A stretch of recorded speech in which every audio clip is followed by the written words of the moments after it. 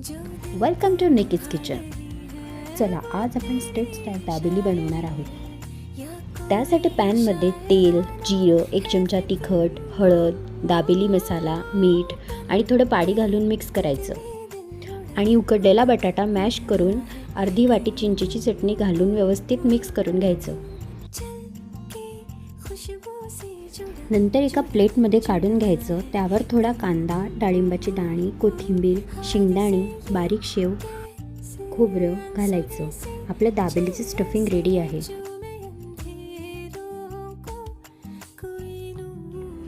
एक पाव घ्यायचा, त्याला मधून कट करून त्याला पुदिन्याची चटणी लावायची आणि बनवलेलं स्टफिंग भरायचे आणि तव्यावर तूप किंवा बटर लावून छान दोघी बाजूंनी क्रिस्पी होईपर्यंत भाजायचं.